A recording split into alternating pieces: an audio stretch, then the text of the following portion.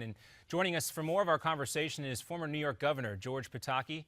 Governor Pataki, we heard Bill Bratton here. He is a guy who has a lot of respect, perhaps unlike the current mayor of New York. Is he really maybe the best person, best suited to heal the wounds that have formed over the last few days? Well, I think he certainly is respected by everyone, and in particular law enforcement. But the person best situated to try to heal the wounds is Mayor de Blasio. And if he goes to the police, first of all, he should meet with the police leaders. He met with the demonstration leaders, but would not meet with the police leaders. He should meet with the police leaders, and he should apologize. Apologize for not having their back when this crisis began, and apologize for having helped create this climate where the best police department, best trained in America, is demonized as being an occupying force. And I think that would go an enormous way towards earning back the respect. It doesn't happen overnight. Respect isn't something where it's a switch you can turn on or off. You have to earn it. And I think the mayor has an opportunity to begin that process. One more question on this topic before I want to kind of change gears and get into what you're working on currently right now, aside from all this, is we know New York City is maybe the single largest tourist destination, if not in this country, perhaps one of the most popular tourist destinations in the world. New York City Police Department has always been on the leading edge of technology and tactics used to combat terrorism in this country, but now they have this in the back of their minds. I got to look out for all kinds of things that could be taking place in the street, but somebody might be walking up behind me to shoot me right now.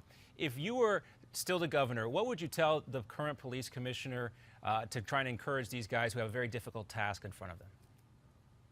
Well, I think the commissioner has taken steps. He said they're going to have people jointly patrolling, no more single patrols, and that they should be on alert. I think the NYPD is incredibly professional. And whether they like the mayor or dislike the mayor, they're going to do their jobs, and they're going to do it well. And for all this horrible tragedy, this is still the safest large city in America. This is still one of the safest states in America. And it's going to continue to be that way because we do have that terrific police force. So I think Commissioner Bratton is the right person in the right spot at a very difficult time.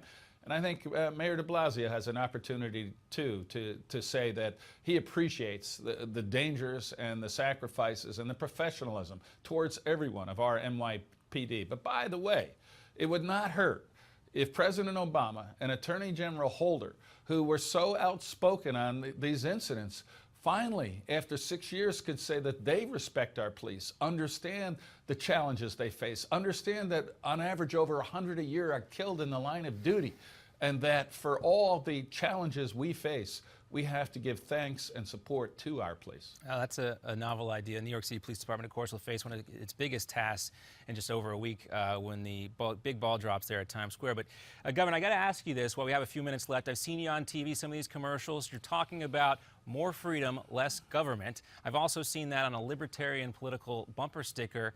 You're a Republican. Are you switching parties? Any talk about that? And are you thinking about 2016?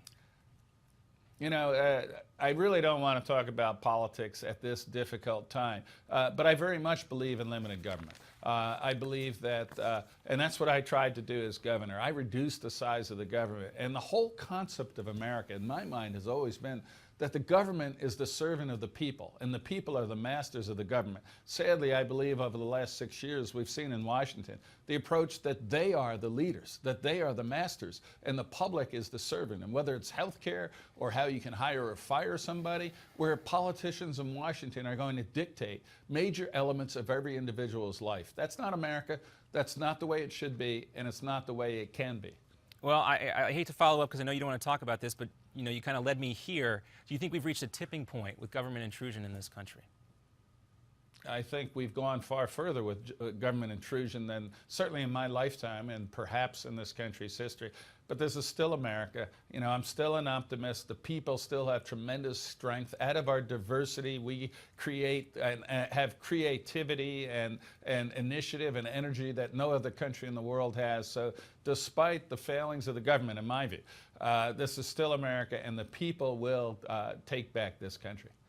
Well, that's a little bit of optimism, and who can't use a little optimism, especially this time of the year? Former New York Governor George Pataki, and I know you might not want to talk about it, but I just saw a tweet right here from a Twitter handle called George Pataki 2016. The first line, it says, Run, George, run. And you might not be thinking about it, but some folks are. Governor Pataki, your name is certainly going to be in the conversation. We do want to thank you, though, for being with us, sir. Happy holidays, Merry Christmas, Happy Hanukkah. It's great to see you. Thank you. All right, Thank you. Merry Christmas, Happy New Year, Happy Hanukkah. Yes, Happy New Year as well. Governor George Pataki here with us in America's Forum. More to come here. We're continuing right after this short commercial.